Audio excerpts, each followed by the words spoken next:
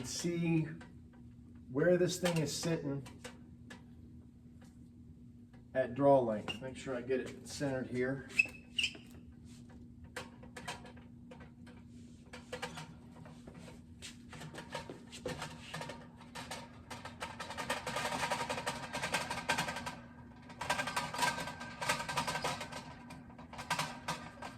Okay. So at my draw length, it's looking like it's right at about 66 pounds. So that's about right. That's usually 3 pounds an inch. I'm not gonna do the math in my head right now. But yeah, that's what I'm comfortable shooting. That's mid-range. It's not all about the weight, the draw weight of your bow. It's about the performance of it. Arrow technology has made it so people don't have to shoot ridiculous weights, and you can enjoy shooting, and you don't have to kill yourself trying to, you know, shoot, or you can only shoot like maybe, you know, 40, 50 arrows, you know. With a medium weight like this, 60, anywhere between 55 and 70 pounds, you know, I could shoot all day. And it's all right, you know, as long as you're using the correct form, you know, you can go all day, you know. I wouldn't want to go anywhere past 80 pounds, 85 pounds. That'd be pushing it, you know. There's no need to. So anyway, I'm gonna get this thing up to the range here, and I think I'm gonna shoot through the paper and see what the arrow is doing at a couple different distances, and see where it's starting to straight. Shoot here, try and paper tune this thing and see what kind of hole it's leaving. And that's what that's going to do, is it's going to show me at what point is that arrow from that archer's paradox, at what point is it straightening out. So it's I'm as you can see, I'm not far away. I'm starting close. I'm just going to see what it's doing. I don't know what it's going to do. I'm thinking it's going to be angled that way. It's not going to have a chance to come back around yet. I'm at 2 yards, maybe 3 yards. I'm not far at all. So let's give this a shot and see what happens. I just need to pick some different spots. I'll shoot to the lower left here.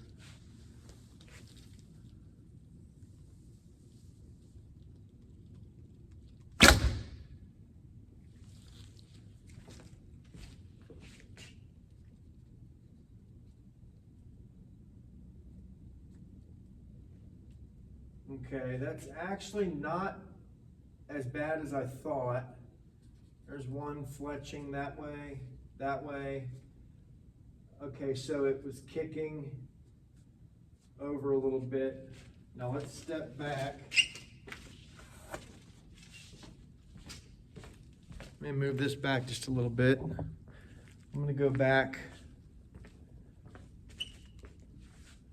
to about 5 yards here.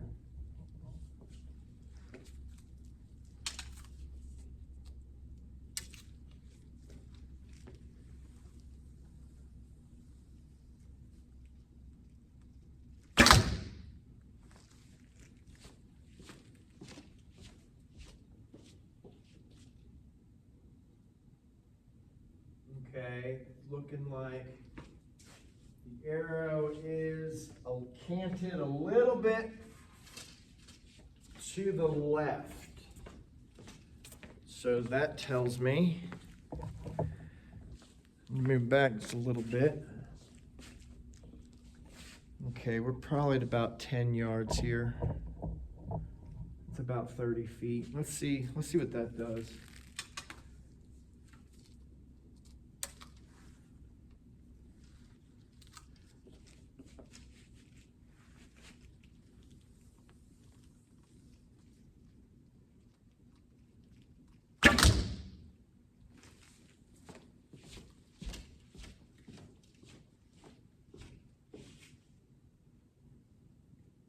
Yep. Okay, so looks like that arrow is correcting pretty quickly. Might have something to do with the tip being a little heavier. Now with the compound bow, different. I mean, those things are space age technology now. With you know, they got red dot sights for compound bows now. It's crazy, and they, you know, the rest that the arrow goes through, it's not flexing around anything. It's shooting straight, and with the mechanical advantage with your cams, and if you have your cams tuned correctly and everything, I mean, you can do so much with a compound bow and get so much efficiency with a light arrow. I mean, you can get up in the upper 300 feet per second. But that's a whole different thing. This is just a longbow, you know, shooting little sticks with a bigger stick. So that's just what this is all about. It's fun. It's old school. You know, it's thousands and thousands and thousands of years old, this tradition. So anyway, I'll do a little bit of shooting, I guess. See what we can do with this thing. Okay, so I'm at 10 yards here, 30 feet. Yeah, Fred's there on the left. I'm not going to bother him right now. Give him a break. So I'll shoot at the colored target there and see what this thing will do. So I know when I was paper tuning it, it should straighten out pretty good. So I should get a decent shot at this range. So let's see what happens here.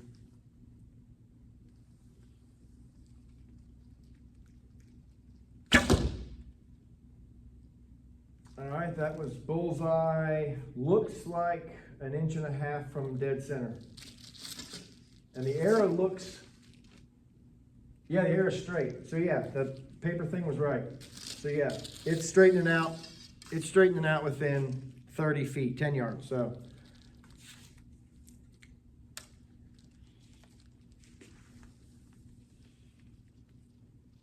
I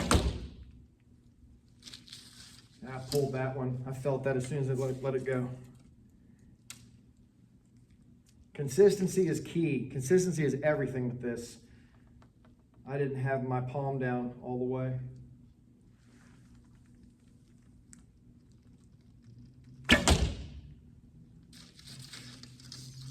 Yep. You'll notice from the last video, this thing is way quieter with these things on. This bow's pretty quiet, and if you were to get the silencers for the string, wouldn't really hear it at all.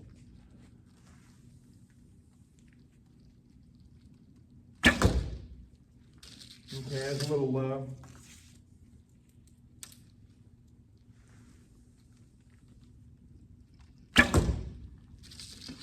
Into 9.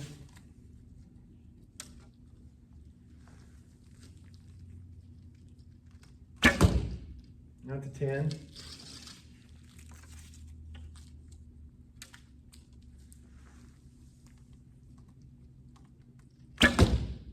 Not to 10.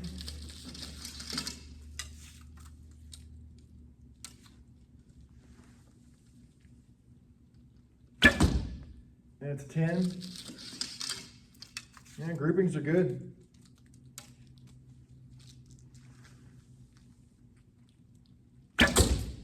Ah! I might have just broke an arrow, split an arrow. Man.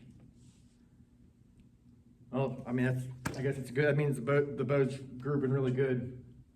Let me go collect my arrows. So yeah, broke the knock. That's all right. I've got tons of these things in a bag, so I'll just have to replace that. But yeah, it's good grouping when you're hitting your arrows. That means you're shooting them close. So I'll go on to anchor point. As I said, Consistency is everything with archery, with how you're shooting. Same thing every time. So depending on your draw length, and just your body shape, just how you're built. Everyone's different. You're gonna want an anchor point, and you're gonna want a reliable anchor point, not just, like you see in the Olympics. They hold down here at their chin or something. They pull back here, but they have a clicker to let them know they're at their full draw. And as soon as that clicks, it's like a psychological trigger. As soon as they hear it go tick, boom, they let go. So for me and a lot of other people I know, I actually have 2 anchor points. Well, actually 3. How I hold my thumb. So what I do at draw is this finger. I need something reliable. I need something that's not going to move. So you hear a lot of people say, like, oh, I pull to the corner of my mouth. Well, your mouth moves. And that much weight, pulling back a half an inch on your lip, that might mean 3 more pounds on your bow, which is going to shoot your arrow in a different spot. So personally, and if that works for you, great. Do what works for you. Like, if it's working for you and you are grouping good, do it. I don't think there's no rules, There's just there is correct form, and that has to do with, taking care of your skeletal system and your muscular system. You want good form with your shoulder. You want everything in line. If you raise your shoulder up, all that weight, you got to think, if this thing, like we saw, is 65, 66 pounds, that much pressure, if my shoulder's up, is pushing into, my rotator cuff and everything. And if I do that all the time, it's going to really start to hurt after a while. So getting that shoulder down, you're locking that in, it's in line.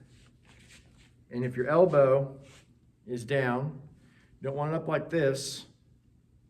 You want your elbow down and your hand straight, and then you just it's almost like it surprises you, really. You're not intentionally releasing, and that can actually reduce power. You want to pull back against that string until you're ready to let it go, and your hand should fall, or at least come back away from the string. So my anchor point is, I use my cheekbone. I put this finger, because that bone doesn't move. Let's hope not.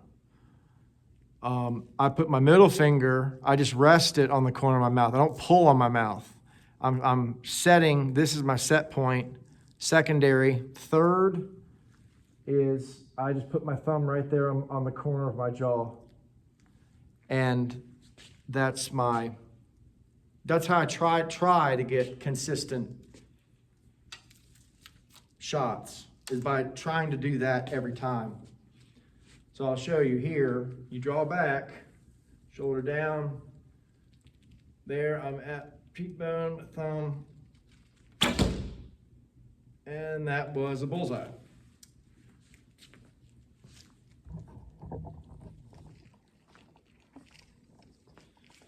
So, a little down to the right, but still a 10. The Bear Montana flamed bamboo. It's awesome. I'm still getting used to it. It's brand new to me. So once I get used to it, I'll get a lot better with it. I'm still kind of learning what it's doing. I think the sweet spot for this bow is probably 20 yards, between 20 and 30 yards. I just have to get better at shooting. And with targets, like I said, that's where gap comes in. if I were to work on my gap shooting, I could really dial those arrows in if they're all the same weight, same tip, spine, everything. You can really dial that in. So anyway, I hope you enjoyed it. If you can get you one, 100% recommend it.